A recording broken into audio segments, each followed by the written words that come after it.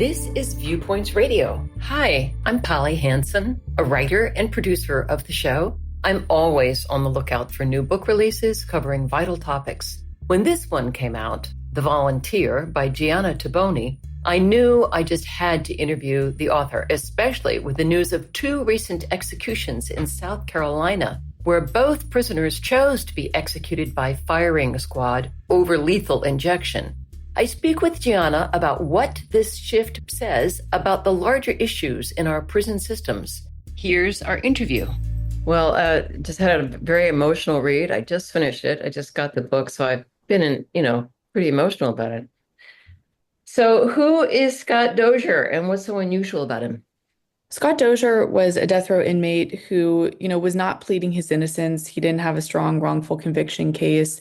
And what was most unusual about him, what I realized just before I reached out to him, is that he was volunteering for execution.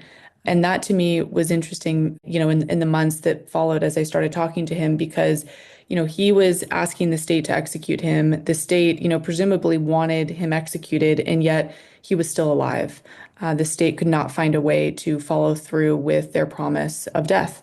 And, going into his backstory, as you know, in the book, I spent a few chapters kind of giving a sense of what his life was like, from birth until death. But in those early years, he was unusual in that sense, too, because a lot of times, folks on death row, they grow up in poverty, they are abused as children.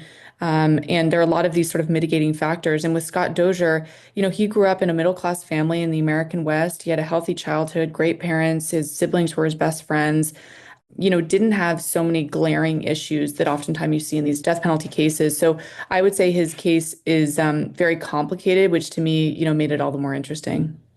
So what did he do to deserve the death penalty? Scott Dozier was convicted of two murders. One was in Arizona, one was in Nevada. The Nevada case was the capital case.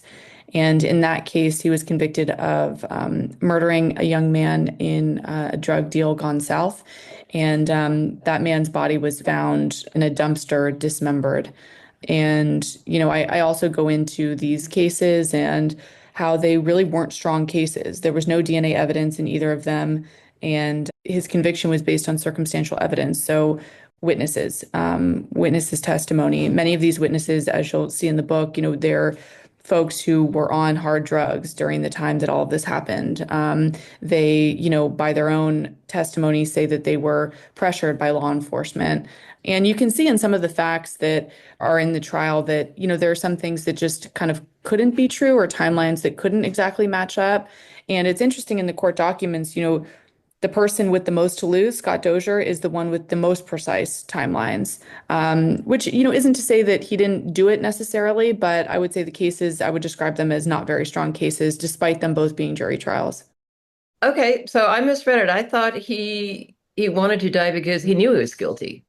Well, he didn't say that out loud. So he put up a good defense in terms of, his own testimony. But he wasn't his platform was not, "I'm innocent, please don't kill me." His platform was, this was a lawful, though dubious sentence, and I'm not living the rest of my life on death row, so let's get this over with. Okay, so what year was he sentenced? In 2007. Okay. So why does it take so long for inmates on death row to actually be executed? There's a lengthy federal appeals process, which is really important because it helps to ensure that, we really have the right people who, on death row, and 49.9% of cases are overturned. So that appeals process is incredibly important, but it takes time and it's very costly. The other reason is that a lot of these states struggle to get the lethal injection drugs needed to carry out these sentences in an effort to kind of sanitize the death penalty, or maybe make it look more humane or appear more humane. We have made lethal injection the main method of execution in this country. But what that means is that it's very hard for states to find a way to carry it out. The firing squad is much easier to carry out because you don't have to source these drugs, right? It's a gun, a few volunteers, and a few bullets. With lethal injection, it's drugs that drug companies don't want used in these executions. And so they make it very difficult for these states to source the drugs, which also delays these executions. And then the third thing I would say is that there isn't, necessarily the political will in a lot of these states to carry out the executions. You know, prosecutors benefit from racking up the death sentences, but the actual executions, there's a lot of risk in terms of PR for the state. A lot of these executions don't go as planned. A lot of them are botched. And so oftentimes states will kind of put it on the back burner because they don't want to incur that risk. So what method did Scott Dozier want for his execution? He wanted the firing squad. He thought that that was the quickest, simplest way, you know, with the least amount of suffering. But that method is not legal in Nevada, you know, and it's this idea that the firing squad is just too brutal, you know, for the civilized society that we live in today. And Scott Dozier's point was, look, execution is brutal. Killing someone, the state killing someone is brutal. It doesn't matter if it's by lethal injection or firing squad or anything else. The act is brutal. And so that's what he wanted, but the governor was unwilling to re-legalize that method. And speaking of brutality, your whole point in the book is this whole death penalty system is brutal, that it's cruel and unusual punishment, what we do to inmates on death row. Yes, I mean, you know, I think what was surprising for me in researching and writing this book is that sometimes not being executed can be worse than the execution itself. So often in media, we're focused on the execution, the death chamber. Are they suffering during the execution? All very important points that I cover extensively in the book. But what about when they're not being executed? What are those conditions like? I mean, in many cases, these folks are living 22 to 24 hours a day, you know, in a cage. And in some cases, they don't even have eye contact with other people or human touch, both things that I think are as necessary as food and water and air. And so, you know, when you have people, you know, like in Scott Dozier's case, who was put in solitary environments for weeks on end where he couldn't have any coping mechanisms, any reading material, any radio or phone or TV or anything to keep his mind active. You know, he was staring at a white wall for extensive periods of time, and it really degraded his mental and emotional health. And he wasn't, you know, the only one. I mean, there are a lot of folks who have had to experience this. And so I try to shine a light on that, particularly in the last several chapters where I detail a play by play of what led to his death. And I think that's as important to pay attention to as the act of execution. The absurdity and irony of his wanting to commit suicide and this is a state that has condemned him to death and he wants to take his own life and they put him in solitary confinement because he's threatening to kill himself. The hypocrisy is just, it's so glaring. And I agree with you. Absurdity is the perfect word for it. You know, he really didn't want to die by suicide. He really didn't. And he said it over and over and over again. He had had an attempt that didn't work in Arizona several years prior, and it left him with a lot of medical side effects that impacted his day-to-day life. He hardly feared anything in life, but one of them was having to attempt suicide and it going wrong. And so he didn't want to do it. He wanted the state to do it. And when you have people who are incarcerated, whose environment is so dire that they'd rather die by suicide than live another day in their cell, I mean, I think that, you know, says a lot about our criminal justice system. The other thing I would say about this sort of hypocrisy around suicide watch is I was walking through death row in Texas and I was just walking down this corridor and I looked up to the right and there were all these pictures of employees and right above it, it said suicide watch and sort of a description, I think, of the unit. And, you know, I thought, wow, they're hiring a dozen, half a dozen people to ensure that these death row inmates don't kill themselves before the state has an opportunity to. You know, and it made me wonder, is the point that they're supposed to die for their crimes, or is the point that the state, you know, should have the opportunity or the honor of doing it themselves? It's certainly a curious part of our criminal justice system. So you're saying that firing squad is not legal in Nevada, though it is in South Carolina, and I do want to get to that later. What methods are legal for In execution? in Nevada, it's just lethal injection. And I think Oh, Nevada is this really interesting state where, you know, it's not one of these ruby red Bible Belt states, right? And so people have honestly kind of refreshing political opinions and that they don't fit cleanly into the Democrat or Republican or pro-death penalty or anti-death penalty box. But what it also means is that you have legislators who aren't willing to abolish the death penalty, but then also aren't willing to do what it would take in order to actually carry it out, which would be relegalizing, you know, a new method. So it's just lethal injection, whereas, as you know, these other states have legalized electrocution and firing squad and others. well, let's talk about these inmates being political pawns in this case. And how does that work? Well, I mean, I think there are a few ways. I mean, one thing that comes to mind is that Clark County, Nevada had one of the highest rates of death sentences in the country in the early 2000s when Dozier was sentenced to death. And there are prosecutors who benefit politically by sentencing people to death and being able to say, I got this many death sentences. I'm tough on crime, particularly district attorneys who are elected, being able to say that, in their campaign speeches and reelection speeches. I think another thing that they end up doing is they threaten the death sentence to get people to plead guilty for life without parole. I think that can be deeply unjust. I think that's a great way to get wrongfully convicted people behind bars, and that certainly happens in our country.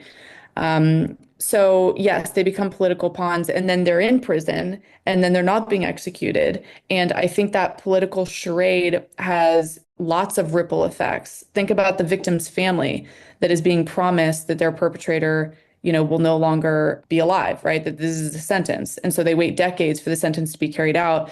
And, 4 or 5 decades later, the person dies of cancer at age 85.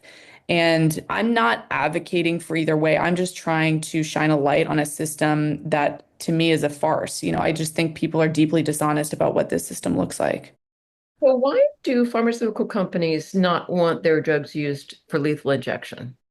Well, these big pharmaceutical companies like Pfizer, for instance, you can understand they want to be known as the drug company that creates the cancer cure, or the next best vaccine, or, whatever, their R&D departments are really trying to put forward. And as soon as they're known as the company that is manufacturing execution or drugs that are going to be used in execution, it's just not good public relations for them. It's not what they want to be known for. And they have enough PR issues, without this.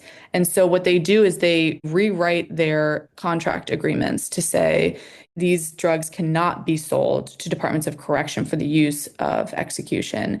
And they strategize in other ways. They work with, activists in order to, ensure that their drugs won't be used in execution. But what ends up happening is that states find ways to get them regardless. They go to middlemen like Cardinal Health. And, maybe they won't be completely honest about what they're using the drugs for. They'll access them that way. In some cases, they'll access them overseas from, other middlemen in Mumbai, for instance. In some cases, they'll go to compounding pharmacies. And that's been the main way that they've been getting them in recent years. Compounding pharmacy is a neighborhood pharmacy that creates custom drugs for instance, people who have, allergies. So they need an ingredient taken out. These drugs are not FDA approved. It would just frankly be way too much, I think, for the federal government to go to every compounding pharmacy and ensure every drug is, to code. But there's probably a level of trust there. But anyway, so the states go to those compounding pharmacies and they work with them directly. And look, in some cases, they're not being honest about what they're using the drug for. But in other cases, they are. And there's a financial incentive on the part of the compounding pharmacy to provide the drugs, to sell the drugs. I'll give you an example. There was a recent case, I think it was Indiana. They paid $900,000 for execution drugs. This was just came out a month or two ago. And so, these companies have a lot to gain by, producing what ends up being a very small amount of drugs. Hey, I don't know. I've always wondered why for lethal injections, why they can't anesthetize the inmates, like if you're going into surgery. Why isn't that done? That's a question that so many people have, and I had to at the beginning of this process, because I think everyone thinks about euthanasia or, what veterinarians do for animals. And the reason is because they can't get the drugs necessary in order to do that. So in general anesthesia, I mean, oftentimes you have 5, 6, 7 drugs. I mean, it's like an orchestra of drugs that are used to ensure that the person is unconscious, to the best that the anesthesiologist can tell. Even then, though, anesthesiologists warn that it is such a complicated process because they're looking at so many different measurements of whether this person's unconscious state is being interrupted as they're giving the drugs, right? And, one thing that's I think folks feel is deeply inhumane about this process is that a paralytic is used. And so that paralyzes the person's body. So if they're in distress, in the middle of the execution, if they're starting to feel pain, if the stimuli is so strong that it's taking them out of this unconscious state, they can't always convey that because their body is paralyzed. So what anesthesiologists think is happening is that there's a really weak sedative that's used at the beginning, and then the body is paralyzed. And because the body's paralyzed, they can't, when the cardiac arrest drug hits, or even the overdose of the sedative, can cause these really painful sensations in their body. And so they may be in great distress, but they can't show it because they're paralyzed. And how long does it take? How long can someone be in distress? In some cases, it's a few minutes, 10 minutes. In some cases, it's 2 hours. I mean, there have been cases where some of these inmates, wake up and they're saying, I can feel this. It feels like my body's on fire. In the case of Clayton Lockett, you even had two people, a paramedic and a doctor, involved in the execution who had a conversation about whether they should continue with the execution. They wondered, do we take him to the ER? Do we save him mid-execution? Do we just wait until he dies? They closed the curtains so that the witnesses couldn't watch, and there have been other cases like that. But what I would warn is, in those cases, when you have these really graphic details, the public pays attention. But in the everyday execution, the public doesn't really pay attention because, the news reports are sort of like, and he fell asleep at this minute, and then 7 minutes later, or 12 minutes later, 20 minutes later, he was dead.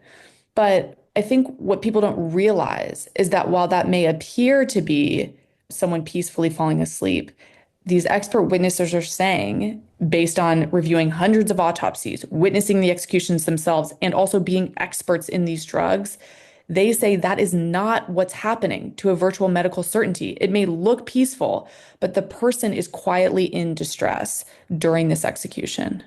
Yeah. To me, this just goes to such a philosophical question about humanity and who do we want to be as a species? How do we treat our animals? How do we treat ourselves? People say you just look at the way people treat animals to know who they really are. And so, looking at South Carolina, they have a firing squad. I don't know how long they've had a firing squad. Do you know how long they've been?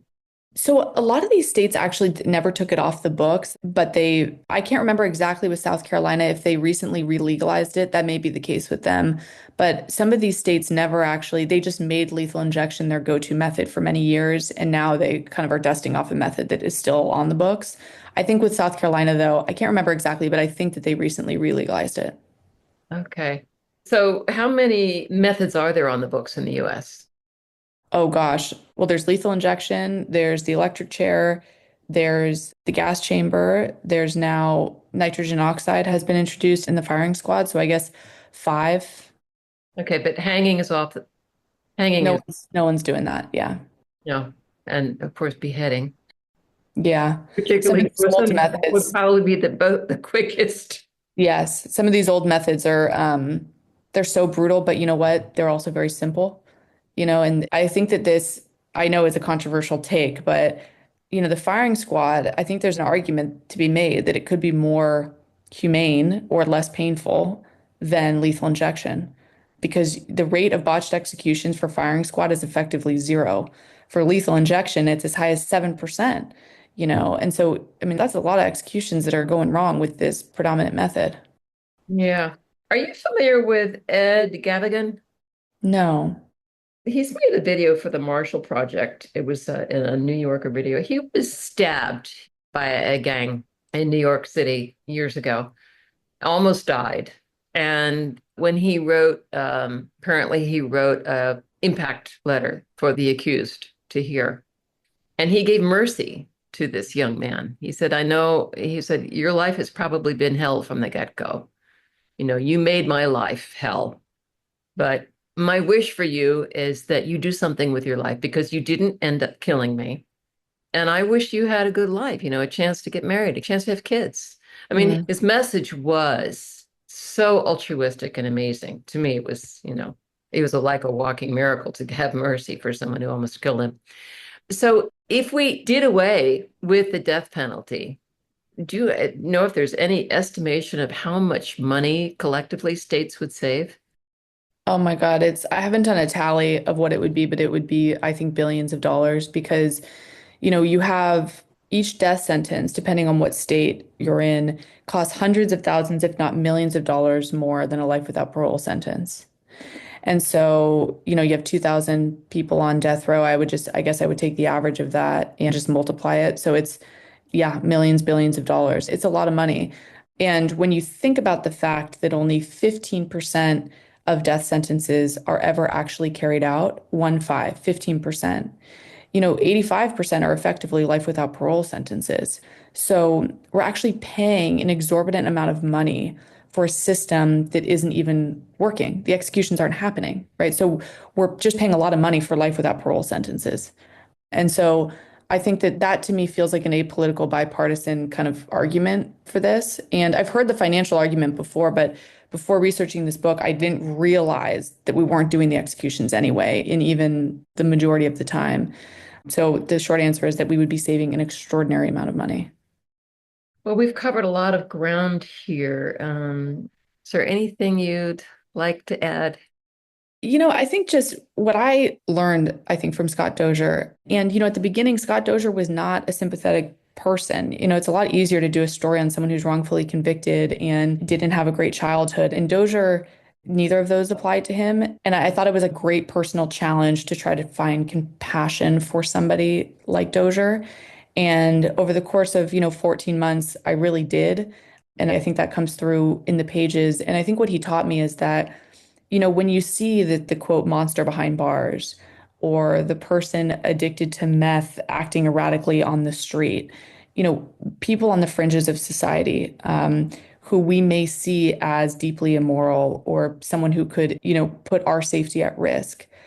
What I learned is that we still should try to feel compassion for these folks because everybody has a story. Everybody ended up there for a reason. I think our story does not start, when we commit our crime. I think our story starts much earlier than that. And, particularly now in this country, I think there's a great need for just more compassion. I think we just need more compassion. And that doesn't mean that we should just let everyone loose and we shouldn't have prisons and all these things. I'm not advocating for that by any means, but I think that we could all, use a little more compassion in our lives. Great.